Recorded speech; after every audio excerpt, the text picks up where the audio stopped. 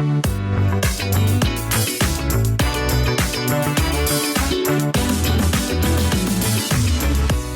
to the Absolute Dog Sex in a Squirrel podcast. I'm Lauren Langman. I'm one of the world's leading dog trainers, and it's my mission to help owners become their dog's top priority.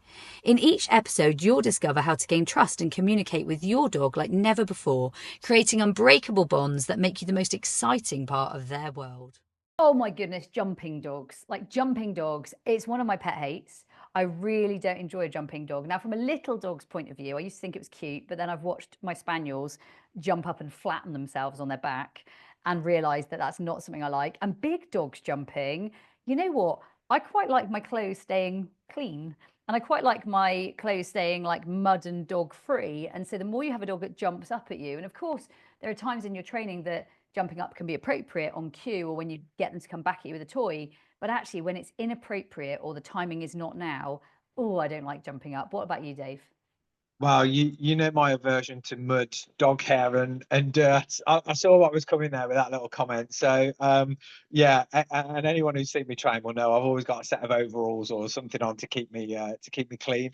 So yeah, dogs jumping up is definitely not something I like, albeit again, those are people who see me train with Biscuit know that she is very good at jumping into my arms and having a cuddle. So it's really difficult, isn't it? Because it's nice and cute when it's like on your terms, but then when she jumps up and headbutts you in the nose at 3 o'clock in the morning when you're working and in the freezing cold, it's not so fun. So yeah, definitely, if you've got one of those dogs that's jumping up and you don't like it, the stop jumping up course is definitely the one for you. Yeah, so 10 days to stop jumping, I think, would be a mega course for anybody listening today. 10 days to stop jumping. It's reduced from £97 to £27 to all of our listeners today. Go and check it out. Lifetime access, 10 days to stop jumping as a problem. Now, I know for me, and you can get it at the Absolute Dog store, so it's www.absolute-dogs.com. So go and grab it, 10 days to stop jumping right now. Or if you're a member of Games Club, you've got access already, which is really, really cool. And if you're not a member of Games Club, go and get Games Club wherever you've been. Games Club, immense library of learning. So jumping up, Dave, if we think about jumping up, I would say my number one rule with jumping up is actually decide what is and what isn't appropriate, so you're clear on it. In training, when I'm training my dogs and I encourage them, I might pat my body or I might clap my hands. I'm instigating, and I do instigate it. And those are people that are listening who've got pet dogs who are thinking, why would you instigate it? In the working dog world, I think jumping up can have a place. It can have a place for confidence. It can have a place for bringing a toy back. It can have a place for celebration. It can have a place for reinforcement. I don't mind it in a working space where it's cued. What about you? Yeah, I totally agree. So for me, the rule is if you've got the Kong in your mouth, you can jump up and we can play and interact and engage. If you haven't got a Kong in your mouth, don't jump up. So for you, it's a celebration as well. Now, listening and thinking this through. So how does a dog know differently? Well, or the difference. And this is where, guys, we don't give our dogs enough credit. Our dogs are genius at reading cues. Our dogs are genius at reading body language. Our dogs are genius at reading other dogs if we allow them the opportunity. And I'm thinking here, Dave, that my little sheepdog now, she can read which sheep on a herd needs pulling off because it's lame or because it's got a lamb that's in trouble, and she can read those subtleties alongside, of course, some training and alongside, of course, some cues. She knows which one. Like dogs can read a weak animal, dogs can read a human that's off, dogs can read our body language way better than we give them credit for. And so I believe that your cues, as long as they're clear and as long as they're consistent, I think you can have a dog that jumps up and doesn't jump up. So my dogs jump up in certain places. So they'll often jump up in the arena or they'll often jump up in work. But in the house, unless I cue, I want you up on me, then there is no jumping up on me. Now, some of my tips for keeping dogs on the floor, and you feel free to share some of yours, Dave. One of my favorite ones is actually boundary games, because I will put my dog on a boundary and say, there's your boundary. And this is where Skittles is really funny. Like she's desperately trying to jump up, but there's nowhere to jump up to, because the boundary's in the middle of the room sometimes or in the corner of the room where she cannot get access to you. So I personally think boundary games are fantastic for helping to solve jumping up. And I know they're part of our 10 days to stop course. Like I said, if you haven't grabbed it, £27, bargain for our listeners today. If you want to go over and grab it, lifetime access. But I love boundary games for stopping a dog jumping. I think that boundary games are massive. And I think there's also a place, Dave, and I don't know what you think about this, but jumping up can be problematic because my dad, when he was sick, like he was poorly, he was losing his mobility, he had end stage cancer. And when he was losing his mobility, it's actually actively dangerous to have a dog that jumps at him, because if he does break his leg, there's no chance it's recovering. He's got bone cancer, metastatic bone cancer, so he's not going to walk again. And I think this is really important that we consider people will be fragile. Your dog cannot jump at certain people. And actively, like I'm thinking of Arthur. I don't know if you want to explain like the size of Arthur, maybe, Dave, and how like Arthur's jumping would realistically always be inappropriate. Yeah, I think well, Arthur was a big police dog, but I think you raised a really good point, and I've seen a dog in my local park, a big Malamute, that basically runs around the park. And one morning he was jumping up this young girl who was going to school, and the dog probably weighed as much as the girl he was jumping up. And you know, it's those sorts of things that spill over from allowing your dog to do it kind of at home because it's funny, or when they're a puppy because they're cute. But actually the knock-on effects to that is, yes, jumping up is annoying, but actually, spilling over to that where it's kind of run after somebody in the park and it's jumping up a girl going to school, is where it really starts to cause you problems. And I think that's the effect of not having real clear boundaries and real clear, rules around jumping or not jumping up people. Yeah, massive, absolutely massive. And I think we raised another really good point there, Dave, that if someone doesn't like a dog jumping up, or is scared of dogs, a dog jumping up is actually quite scary. And I think Yeah, that as dog lovers, both you and I, it would take a lot for you and I to be really scared of dogs. Like typically, we're not going to be scared of dogs. Like there's not a moment where you're really, really likely to be worried by a dog. However, for someone who is scared of dogs, particularly children, and particularly anyone with any level of fragile, absolutely, there becomes a safety issue with jumping up. And actually, it can become quite a scary space to be. And I think we also, I don't want to harp on about the law too much here, but the law does state that if a dog does as much as scares someone, that is enough to be considered dangerous under the Dangerous Dogs Act. And I think we do need to consider that dogs are not always looked upon favorably in the law, and that we really need to consider that if you do have a chihuahua and it jumps up at someone, you're probably going to get away with it. Not that that's right or wrong, but you probably are. You have a Malamute that starts jumping at someone, a German Shepherd dog that's jumping at someone, a Neapolitan Mastiff, a Dog de Bordeaux, a Staffy, a Bulldog, a Malinois, a Belgian Shepherd, the bigger dogs, right? The bigger dogs, when they start doing it, not only can they cause harm by just being goofy, they're just big maybe, but they actually can worry people more because of the size of them. What do you think? yeah, and I think that's the concern, isn't it? And I think that's why it's really important when you've got a dog, you really set those rules, and you consider the bigger picture.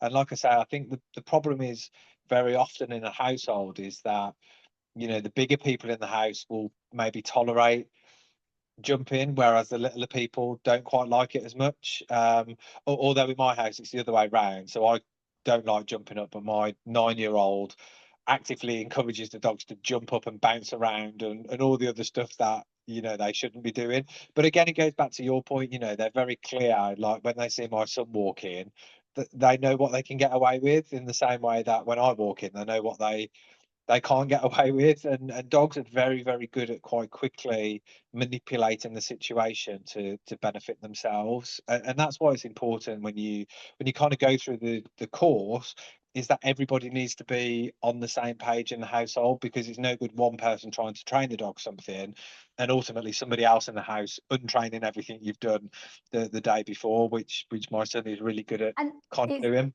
you raise a really good point, because Eliza, for example, we had a movie last night, and we didn't have a Saturday movie night because we were watching a lecture. So she was livid. She was like, "You're watching a lecture on a Saturday night," but we were. It was a live lecture, and so instead we did a Sunday movie night. And Skittle and a couple of the other dogs were on the beds, Brave, Classic. And as Eliza walked past, she went, "Woo!" And I was like, "Absolutely not. You go and sit on the sofa, and they're sitting on the sofa. We're all on boundaries tonight." And I think it's important because as much as she was happy to have Skittle and Classic in her arms, I really wanted to have everyone settled, and the rules of the room are we're having a calm, settled, we're watching TV, we're not having dogs jumping over the sofas and all of the other fun things that the dogs do, and rolling around and whizzing around and potentially playing zoomies. And I think it is important that everyone is on board on whatever the new household sort of energy is. And if we're saying, look, no jumping up, and we're working really hard on jumping up, let's make sure that jumping up really is 4 on the floor. So I like to reward 4 on the floor. So I'm like, right, whenever the dog's 4 on the floor, you can reinforce down on the floor and go down to the dog. So you can go down to the dog rather than have the dog need to bounce at you. And I think you do see it a lot, particularly, I mean, you see it a lot with your spaniels, and you've trained hundreds and hundreds of spaniels, I know, in your career, Dave. But the little dogs, you do get a lot of bounce with the energy, don't you? Whereas actually, if you either go to their level or give them a boundary, that can certainly help with minimizing that potentially dangerous bounce as well. Because I know, like you said, they do give you a black eye or a nosebleed at times when they just ping up excitedly. Yeah, it is. I've got a scar kind of just below my nose and above my lip, literally from a dog, a German Shepherd, kind of jumping up, albeit I did have his kind of ball over my shoulder. But it is a really good example, you know. I ended up splitting my lip and now I've got a scar because the dog jumped up, and it's little things like that that can cause, you know, big problems. So it's really important when we're talking about jumping up, really we want to set those rules really clear so that there is real consistency, because it's just problematic behavior that you don't necessarily need. Absolutely. And it's problematic behavior that's unnecessary. You don't need to live with it. So one of my tips would be actually do put it on cue if you want it part-time. So some people quite like it. I know that Tokyo, I would allow him to jump up at me and stretch out. He actually had a psoas injury. And so because he had the psoas injury, one of the stretches that was good for him was that. And I ended up letting him. He was such a gentle dog. I didn't really mind him doing it. So I just put it on cue. So my cue was like a pat of the chest. And if I'm patting the chest, that's your cue that you can do it. If I've got anything that's really problematic, sometimes putting on a cue isn't a bad idea either, because you're saying this is when you do it and this is how you do it. And at least then I was in appropriate clothing or didn't mind him doing it. It was invited. And so I think jumping up can be invited. I also think, and you'll know this, Dave, with the Spaniels, because they've got the unpredictable bounce and they really do fling themselves, I think at least make it invited. Because Biscuit, if you ask her to jump in your arms, she will, right?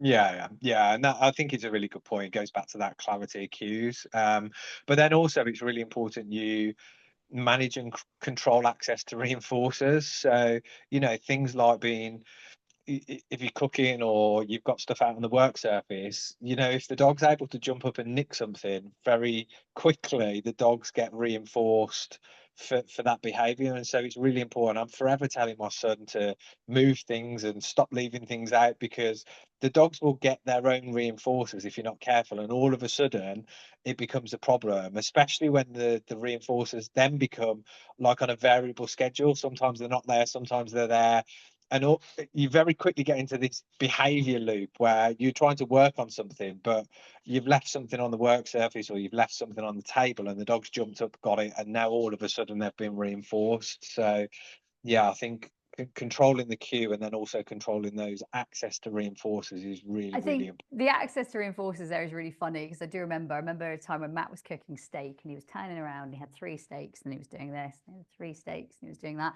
and he was getting the prep, he was doing his sweet potatoes, and he was getting his sort of herbs and spices and everything else. And he turned back around and there were 2 steaks. And I remember him looking like at me. I remember him looking around, and I remember like this moment of bought some nice steaks, had 3 on the side, steaks, no steaks. What the hell? Like, and one of the dogs had just had it like that. It had gone. And there was like not a single part of that steak left. Like there was nothing. There was no evidence of it. It was gone. And all he'd been doing is that, right? Like that, like nothing else had happened. And it's those moments that if you don't catch those moments, like he couldn't even tell which dog it was. Like Yeah. there were 5 dogs in the kitchen. He couldn't tell which dog it was. There was no indication. There was nothing left. There was nothing on a bed. There was nothing on lips. There was nothing, like no one was licking their lips. No one acted like they were hungry or not hungry. Like, there was no indication. And I think you're right. Understanding reinforcement. And if you don't understand what's reinforcing, well, if the dog is continuing to do something and it's happening over and over and over again, then something is driving that behavior. And so for me, those little moments of whether it was jumping up to steal or jumping up at a person or jumping up for attention or jumping up because they're maybe even slightly nervous. Some dogs jump up in a real nervous sort of passive sort of way. They don't really know how to handle a situation. And so I think understanding what's driving it is quite important, and understanding the reinforcement behind it, and then stopping that reinforcement. So I don't know about you, but I like either stair gates or crates or pens or something that doesn't even allow the dog to have access to jump up. So actually how you set up, and we talk about this with the Stop Jumping course, 10 days, £27, lifetime access. We talk about it there, where actually stairs, gates and crates and gardens even help. I'm sure you do that with your pup at times, Dave. Pop him behind something so that you don't have him getting first greeting at a door. Yeah, 100%. It's like you say, it's a really key part and a really useful part of the course is that management of the dog. So yeah, I'm a big advocate of crates, puppy pens, and similarly, if someone comes to the door and I know they're coming into the house, I'm just going to avoid the situation and pop the dogs into the crate or pop them in the puppy pen until we can. Very often, it's more so we can brief the people coming into the house to say, please don't stroke the dog, please, whatever it might be, because that's the other thing. Sometimes you might have to do something with the dog, but ultimately it's because you need to control the people either coming into your house or coming into your environment. So yeah, the management sometimes is more around managing the whole situation as opposed to just putting the dog in the crate to avoid it. You can Yeah. say it. You can say it a million times, can't you? Don't touch the dog, or don't grab at the dog, or don't do this to the dog, or don't do that to the dog. But the people still want to do that to the dog. So sometimes just having that 5 minutes with someone, making them a cup of tea, and even grounding or putting your person on a boundary. You sit there. I'll let the dogs out. I think it's a really important point of no jumping up and stopping jumping up. I think that's it's impactful, right? Yeah, definitely. And your job as the owner of the dog, and your job is to protect them as much as it is to protect the people coming into your house. Because if you're working really hard on stopping your dog jumping up, and all of a sudden they get access to jumping up and they're fussed and all this other stuff that goes with it, then you end up undoing all your work. But more importantly, you end up confusing the dog, because the dog's like, oh, can I jump up, or am I not allowed to jump up? And it just becomes a problem when you're trying to work through a situation with your dog. So yeah, crates, puppy pens, management of the dog is really, really important. So that was this episode of the Sexy and Squirrel podcast. I hope you've enjoyed it. Thank you, Dave, as always, for your enlightening responses. I love, love, love chatting dog training with you. Remember, guys, if you do have a dog that's jumping up, or maybe you've got a friend with a dog that's jumping up, please, please, please do go and grab that course. It's a steal at £27, 10 days to success with jumping dogs. And we'll see you next week for more dog training adventures.